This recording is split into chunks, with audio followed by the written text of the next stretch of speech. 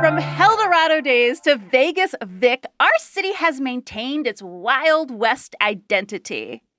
But was our city actually a part of the Wild West? You know, the answer may surprise you.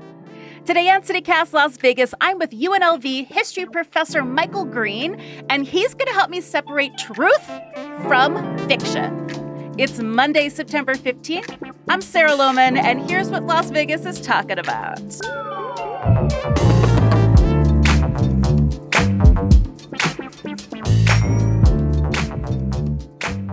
Okay, Michael, we're just going to start with the question. Was Las Vegas a part of the Wild West? Like most things in history, the answer is yes and no. Nuance, no! Nuance, not nuance. The main answer is mostly no. But there are a few things that happen here that tell you that the Wild West could be here. Oh my God, I love it. So, why don't we start with horse thieves? Okay, let's always start with horse thieves. Always got to start with horse thieves. So, Las Vegas, remember, is a stop on the old Spanish Trail. Right. And there's been a lot of debate. Era? Well, we're talking here about 1830 or so to 1848 with the end of the Mexican-American War. The old Spanish Trail went through here, and there's an old Spanish Trail park, and you can kind of approximate the route. Right. And horse thieves love to raid the ranches in California and come through here because they could water the horses. And there was a leader in the Utes, and I do not mean Joe Pesci and My Cousin Vinny. I mean, of course, the people indigenous to the Utah area and surrounding areas. His name was Wakara, and they used to say he was the greatest horse thief in the West, and he would raid these ranches. At some point, he also worked with a mountain man, fur trapper, etc., named Bill Williams, who, because he was in his 30s at the time, which was ancient in the 1830s, they would call him Old Bill. And he was around long enough to be a really old Bill. But they would say Old Bill Williams. And supposedly the two of them were stealing horses and running them through Las Vegas. And at one point, about 1,000 horses came through here in one of the raids. Now, there was a rumor about Bill Williams that can't really be confirmed. That if the joke was, you don't let him get behind you on the trail. Because if you do, you might hear, Clarice, you hear the lambs, Clarice. He was a cannibal? Allegedly. Always allegedly. It's always alleged. However, here's what I can say. In the 1830s and 40s, there were horse thieves and a rumored cannibal around Las Vegas. So nothing has changed. Oh, my God. There are people who still think that. Is that Wild West? Kind of. Yeah, you know what? I will say horse thieves are very Wild West, but I do feel like Wild West is generally agreed to be post-1865, and we're talking 1840s here. We are. I mean, should we define what the Wild West is and see if Vegas fits into it? It's a tough one. It's a tough one because what people think the West was and what it actually was are often very different. And there is a very prominent Western scholar, Patricia Limerick. Great name. Who wrote a major book in the 1980s, The Legacy of Conquest. And her point was the story of the West was the story of conquest, conquering land, conquering people, you name it. Yeah, okay. She once did an article called something like this, What Historians Can Learn About the West from Raymond Chandler. Okay. Raymond Chandler did The Big Sleep. Movies were made about his detective books involving Philip Marlowe, and it was film noir in the 40s. Humphrey Bogart played Marlowe, so did others. And the point was essentially the history of the West is a lot more urban and a lot less cowboy and Indian than people realize. So it's an involved history. But was there violence? Of course. Yeah. It's the an Wild area West is rough and ready, right? Rough and ready. And then you also have Native Americans being forced off their land. Are they reacting? Understandably, yes. They are being attacked. We know this story. And if we think of the Wild West as, well, yeah, there were towns where things were wild, and Wild Bill Hickok had his gun battle. And if you watch Gunsmoke and other old TV westerns, you get an idea that there was always something going on Main Street and a fast draw at noon or whatever. Yeah. There is some of that. But if you think of, say, Nevada, settlement is mostly not here.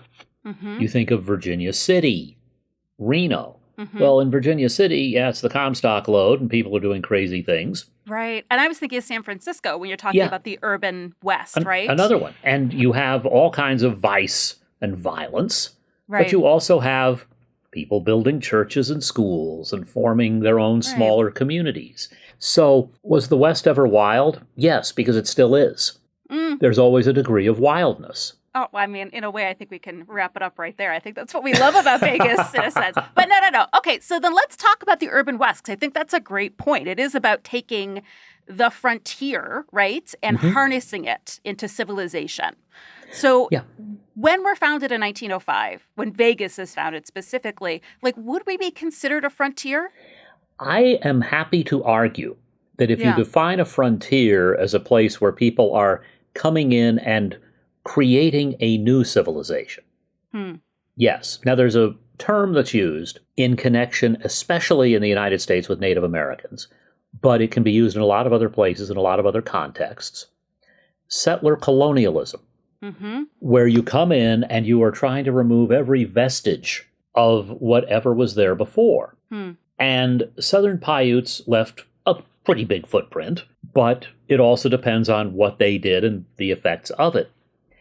And Las Vegas was not really a town before, I'm willing to say, late 1904, when McWilliams is getting going in what becomes the historic West Side or West Las Vegas. And then comes the railroad and the finish of construction and the auction and so on. So that then you do have a town. But if there's something everyone tends to know about early Las Vegas, it's Block 16. Sure, where our very famous sex workers worked. Indeed. And we have a little historic plaque. It does feel very Wild West. I got to give you that. Exactly. And does it mean they're having shootouts in the middle of Block 16? Not generally. You know what? I even go back and forth on this technicality because my argument is that in 1905, Nevada had been a state for over 40 years, right? So that doesn't feel very frontier-like. On the other side, I've studied the Coachella Valley a lot, which is getting populated around this same time. And it was called by the American government America's Last Frontier because there's this one story about a government official who visited Coachella to talk to the residents that had settled, essentially colonized this area, about how great this was. And when he got off stage, he commented he could not understand why anyone would want to live a place so godforsakenly hot. So, sounds familiar. Right. So it's like we're surrounded by civilization, but as far as at least like white colonialism, there weren't a lot of people living in this area by the time it was founded, right? So, that's true. When I think of the Wild West, though, I think of a place like Deadwood, South Dakota. Yep. So what did Vegas have in common with a place like a classic wild western town like Deadwood, and how was it different from a place like Deadwood? Well, I'll go back into the 19th century. Yeah. And I like to point this out. The first Euro-American settlers here were members of the Church of Jesus Christ of Latter-day Saints. And today we think of them as a conservative church. Back then they were considered outlaws because of polygamy. Of course. That's why they ran to Utah. Well, and amongst other reasons. Oh, yes. And in 1856, the first Republican Party platform for the presidency, and the nominee was John C. Fremont. We haven't heard anything about him out here. And they said, we are opposed to the twin relics of barbarism, slavery and polygamy. Now, they're famously concerned about enslavement, but it turns out they're a little upset about what's going on in Salt Lake and surrounding areas. Well, in a sense, we're founded by outlaws, if you view it that way. Well, after they had left and Octavius Decatur Gass was here, he lost ownership of the ranch to Archibald Stewart. And in July 1884... he is shot and killed at the nearest ranch, the Kyle Ranch, in what is now North Las Vegas. Right. 16 years go by, and the two last Kyle brothers who were there, Edwin and William, are found dead one day, and it's ruled a murder-suicide. And nearly 75 years later, a pair of UNLV anthropologists were approved to dig them up and study it, and it was a double murder. Yeah. And there were rumors at the time.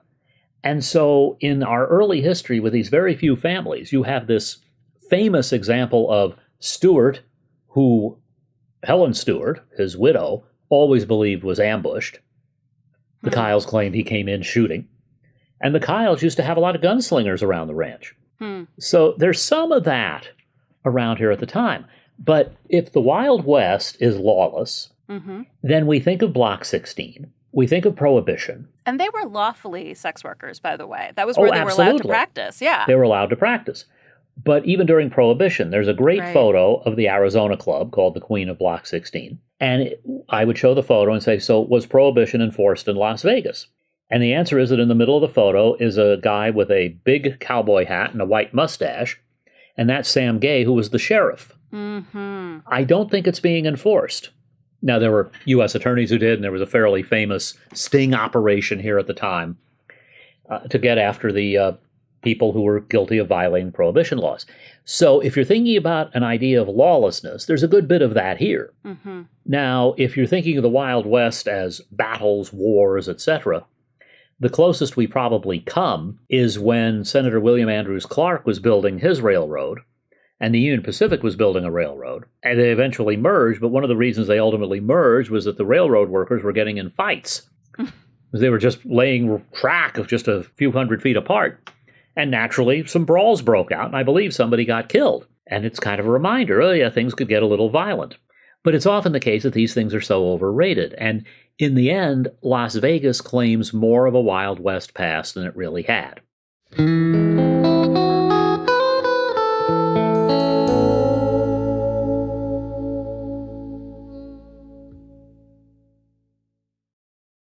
The hottest night of the year is back. AFAN's 39th annual Black and White Party taking over Chaos Nightclub inside the Palms Casino Resort on Saturday, September 20th. This year's Wild West-themed celebration is hosted by Frederick Godinez and Alexander Stabler of the design studio Frederick Alexander, and it's your chance to experience an unforgettable night of fashion, entertainment, and community. The entertainment for the evening is stacked. Simone and Mirage from RuPaul's Drag Race, Fantasy, David Hernandez and Kyle Koo from American Idol, the cast of Piranha and Gypsy nightclubs, the Chippendales, and more. Proceeds support Aid for AIDS of Nevada's critical programs, providing housing, transportation, food, and medical case management for those living with or affected by HIV/AIDS. Visit afanlv.org to learn more and purchase your tickets today. That's afanlv.org. The Rita Deenan Abbey Art Museum presents RDA Performs, its inaugural season of 4 intimate concerts where architecture, art, and music converge. With just 75 seats per performance, this boutique series transforms the museum into a resonant, living gallery of sound. The season's 4 live performances include Piano Portraits, a piano duet dialogue, Ancient Echoes, Baroque music and modern resonance, Broadway Reimagined, and Desert Sounds, Rain Spell. Each concert offers a singular artistic expression where space, silence, and sound are part of the story. RDA Performs. It's a collaboration between the Rita Deenan Abbey Art Museum and international award-winning pianist Alexandria Lee, the series artistic director. For more information and to purchase a subscription series, visit ritadeenanabbeymuseum.org. Okay, so let's get into that, because I'm still back and forth, because it's not just the lawlessness and the violence for me, right? I'm glad you mentioned a cowboy hat. I feel like that's key. We can acknowledge that this area, there were a lot of, the first white settlers were often ranchers. Both black and white settlers were opening cattle ranches in the areas too, which I think of like scrappy pioneer ranching. But you also mentioned the train. And so as a food historian, I know for a fact that by 1905, there's actually a photo of the land auction in Las Vegas, and they're standing in front of a bank that's also a restaurant, because it is, you know, a new town. You got to two things at once. We see coffee shops and banks now. And you got to be diversified. You got to diversify to make your money. On the menu that you can plainly read behind them, they're advertising ice cream and lemonade. And so if this is a scrappy frontier town, like those are luxury products that are easy to acquire in urban places. But I'm sure, I mean, I know that it surprises people that in 1905 they could go into that store and nom nom on some ice cream. But you've got a train. You've got an ice house here. They have ice in Vegas, right? So that's where it is for me. I'm like, it actually seems like even though the first structures here were literal tents, there was this access to luxury goods if you had the money for it, which also does feel very gold rush too, though. Yeah. So then how did the idea of like this, we can even call it a stereotypical Wild West identity, right? Gunslingers, cowboy hats, this kind of thing. How did that really get started as maybe a little rewrite of our history here in Vegas? I think you can trace it back from what happens in Vegas stays in Vegas. In the 90s? How Las Vegas markets itself. Oh, in marketing. Okay. So let's go back to the 30s. Gambling has become legal. The residency requirement for divorce is reduced. Right. And Nevada's telling people, you can come here and do these things that civilized, decent people are not going to allow. Freedoms. You can go back farther. Nevada was one of the first where you could have a legal prize fight. Wow. And this is the days when they fought 42 rounds. And in this period, as the construction of Hoover Dam is ending, we get the beginning of Helldorado and the Helldorado Days with the rodeo. Our festival in May, yeah. Great festival, parades. People are walking around in cowboy hats, and they have the jail. You have to give money to get charities help to get out of the jail and so on. And mustache growing? Mustaches were involved, right? Mustache growing. You had mustache growing. You had all these things going on. And it isn't that Las Vegas had that Wild West past, that kind of past. But what you do see is Las Vegas being Wild West with Helldorado, or at least a civilized version, because we're not having people shooting each other in the streets. Yeah, it's performative Wild West. It's costumes, too. It's almost like people forget that in the past, people also reenacted the past. So we're doing Civil War reenactment stuff today, but in the 1930s, people were like, let's dress up like our grandparents in the 1870s, right? Oh, exactly. But already you had this approach with the early casinos. The idea was this is the Old West. And you had early operators. There was a guy named Colonel Bob Russell. I think he was as much a colonel as Tom Parker with Elvis. But he was wearing his cowboy hat and Western clothes. And you see some of that in years to come. Jakey Friedman, who was one of the first operators of the Sands in the early 50s, is walking around in a cowboy outfit. But to go back to the early hotel casinos, what are some of the places? We have the Apache. The El Rancho. The El Rancho will come in, but if you're looking downtown, the first licensed casino, the Northern. There was always a Northern club, a Northern saloon in the Old West. And the Apache, and the Frontier Club, and the Boulder Club. And they all took that approach, and no carpeting, sawdust on the floors, that sort of thing. Was there a meeting where it was like, we're going to do Old Wild West now? I don't think so. Not that direct. But by the late 30s, the Chamber of Commerce is advertising Las Vegas, still a frontier town. Oh, wow. And still is the interesting word there. Yeah. Had we ever really been a frontier town? Not in that way. We weren't big enough. Right. But then you mentioned the El Rancho Vegas. Okay, the first two hotels to open on the Strip, the El Rancho Vegas, which later had the Chuck Wagon Buffet. Yes. Gotta have a Chuck Wagon. They were all called Chuck Wagons early on. Even like at a place called the Flamingo, they referred to it as their Chuck Wagon. Again, like referencing this like wagon train frontier history. Yes, and then the next one on the Strip was the Hotel Last Frontier. And in designing it, Bill Moore and the people he worked with were doing things like saddles for bar stools and steer horns. God, we love a theme. On beds. And then they had, and I love this when you compare it with later Las Vegas, a theme park behind the hotel called Last Frontier Village. What did the Last Frontier say? Their slogan was the Old West in modern splendor. Because they had that big pool out front too, right by the road. Exactly. And that's very appealing. No question. But then, okay, you would go back downtown, and what are the big ones we associate with downtown? The Golden Nugget, modeled on the Barbary Coast of San Francisco. Later, we have a Barbary Coast on the Strip. Benny Binion's Horseshoe. So there are a lot of cases of the Old West still being among us in Las Vegas, even when Las Vegas wasn't necessarily a place with the kind of Old West past that it was selling. So we still celebrate Helldorado Days, and I feel like if you sort of ask the average Las Vegan, let's just say non-history nerds like you and me, if this town was the Wild West, they'd say, yeah, absolutely. Like, I feel like it's a part of our sort of uninterrogated consciousness as Las Vegas. I think that's true. Yeah. But I also think that's one of the reasons there is so much interest in the mob here. Oh, you see that as like an evolution of the Wild West. It's sort of an evolution of the Wild West. They are possibly better dressed, or at least differently dressed, and the roads are paved, and the buildings are carpeted, but it's the whole notion of lawlessness. And that may have something to do with it. I mean, is that why you think that Wild West identity has stuck with Las Vegans, that we like that idea of being a little bit wild and outside the law? Oh, I think so. I think there's an element of that. I also think people who have moved here often are fascinated, or want to know at least, about our history. And our history, of course, goes back to time immemorial. Right. But in terms of what we would call Euro-American settlement, it's fairly recent. And in terms of growth, it's fairly recent.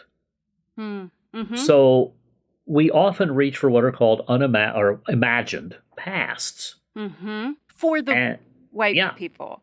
Yeah, and mind you, but think of family lore. I am named for a cousin who was killed in World War II. And they always said he was killed at the Battle of the Bulge. And one day I got curious and looked him up. He was not killed at the Battle of the Bulge. He was killed after that in a very minor skirmish. Now, it was important to my family's history. But then I began to wonder, why would they have said that? And maybe they thought it made his death more explicable, as opposed to something that happened just a few weeks before the war ended.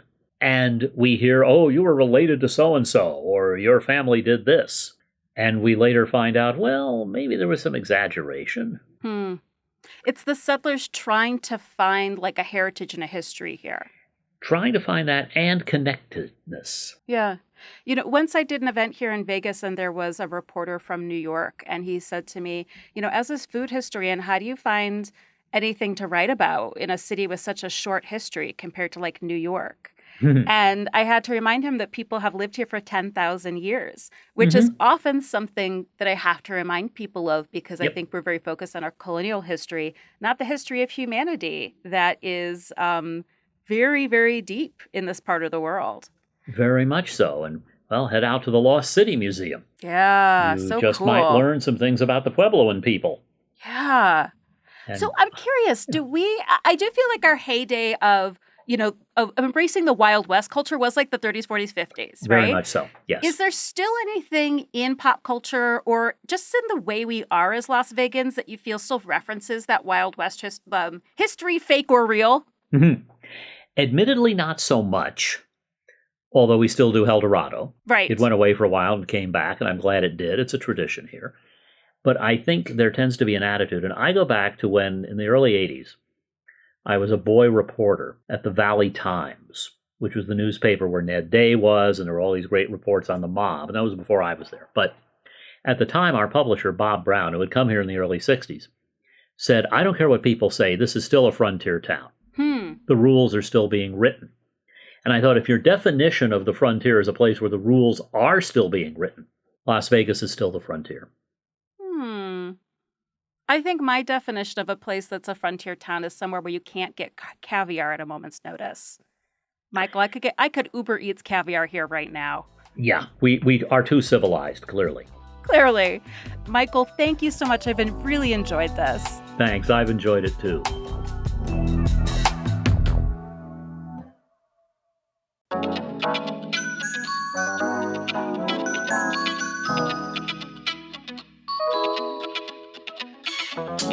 And that's all for today here on CityCast Las Vegas. Hey, if you enjoyed this show, you should send it to a friend. You can also rate the show and leave us a review where you get your pods, and subscribe to our morning newsletter on our website. And hey, don't forget, you can support this show and conversations like these by becoming a CityCast Las Vegas neighbor at membership.citycast.fm. We'll be back tomorrow morning with more news from around the city. Take care.